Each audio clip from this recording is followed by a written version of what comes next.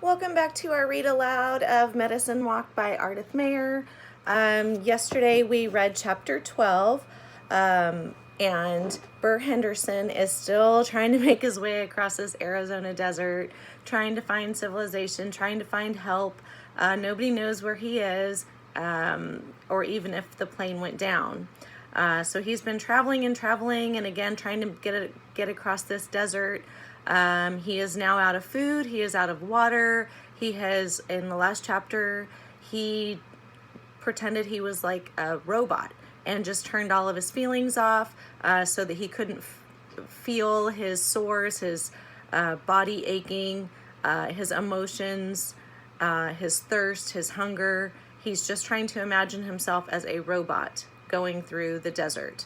At the end of chapter 12, he looks down and realizes he's on some type of a road, not a paved road, but a road that a vehicle has definitely been on it. So he just keeps following that. So let's see what happens. Chapter 13, The Apache. I almost walked straight into the house. The road had gotten wider as it went until it shelved out and became part of the valley's floor. Once that happened, it wasn't easy to keep right in the track. I'd been bumbling around when I walked full tilt into a cottonwood tree. The familiar dusty scent told me what it was, and another whiff assured me that I must be near water. Then I could see the side of a small house, shining dimly in the starlight. I thought it might be adobe from the look of it. I sagged against the tree. "Hello," I yelled. It didn't carry 2 feet. I tried to clear my throat to bring my croak's volume up some. "Hey there, is anybody home?"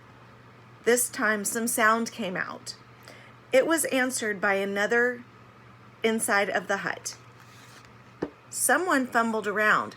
There was a scritch of a match. A reddish light made a square puddle on the ground in front of the low doorway. "Who is there?" The words were accompanied by the sound of a safety catch being clicked off on a rifle.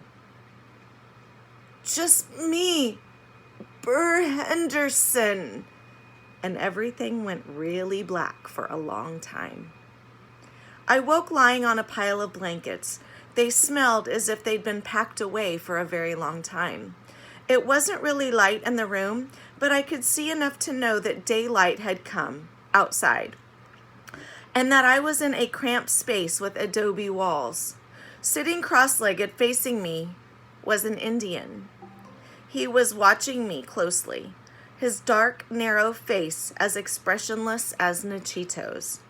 I hadn't the faintest doubt in the world that he was Apache. He didn't say anything when he saw me watching him. He bent and took a cup of water that had been sitting on a stool beside him. He held it out and tilted it so I could get my mouth on its rim. That's how small the room was. There wasn't much water in the cup, and I understood why. I licked my cracked lips. That doesn't begin to describe them.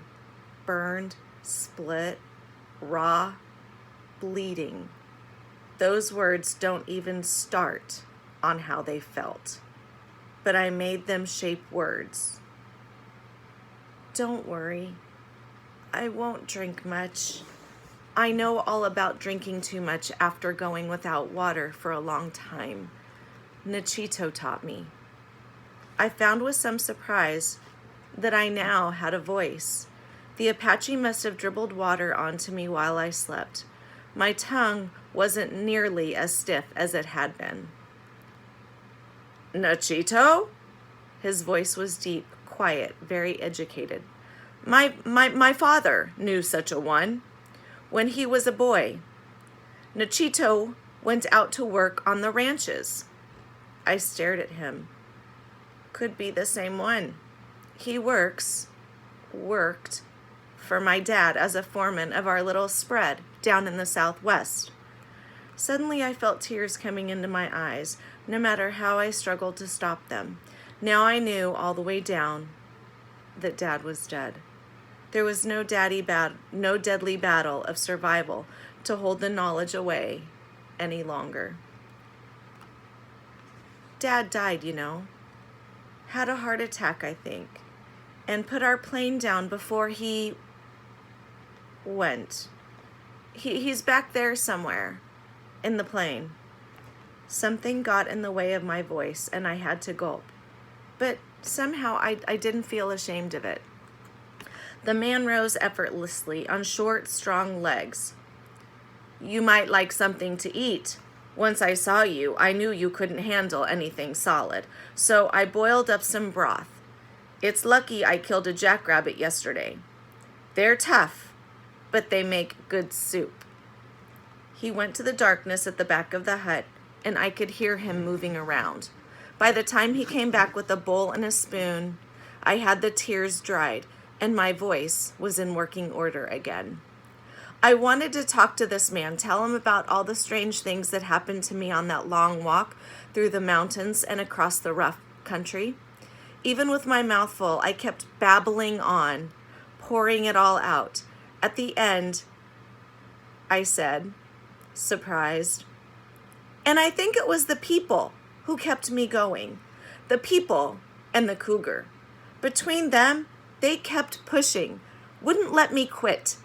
Nachito stood there and blessed me out when he needed to.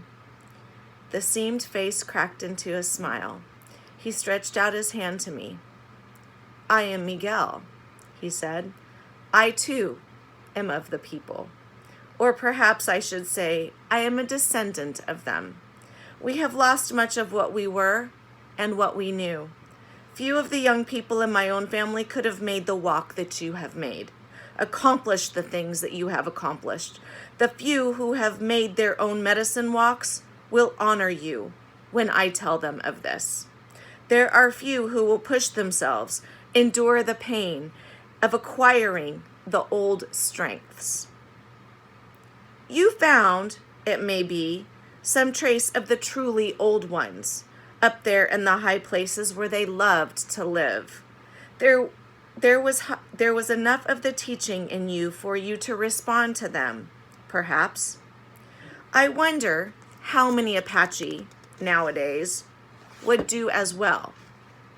He put away the empty bowl, wiped the spoon on a cloth, and set it on a shelf. I come here sometimes when I want to get away from the town. The quarreling of people who know better, the stinks of cars and asphalt. If you had come this morning, I would have been gone. I intended to start out at daylight. It's a good thing you came when you did. It's 15 miles to the next inhabited place. I rolled off the pile of blankets and pushed myself upright with my hands. Ugh! Everything I own hurts, I groaned. Then what the man had said penetrated. I passed out up there someplace. Didn't come to till after dark. The cougar came. Not really. In my mind. If he hadn't, I might have stayed there till morning. He made me come down. Do you think... Miguel shrugged. Who knows? With the old ones? Your people say that you hallucinated. Mine would say that your guiding spirit moved your feet and supported your will. Who is to say which is right? Or that both are not the same thing, just put into different terms. That is the end of chapter 13. Tomorrow we'll see what happens with Burr now. Have an awesome day, everybody.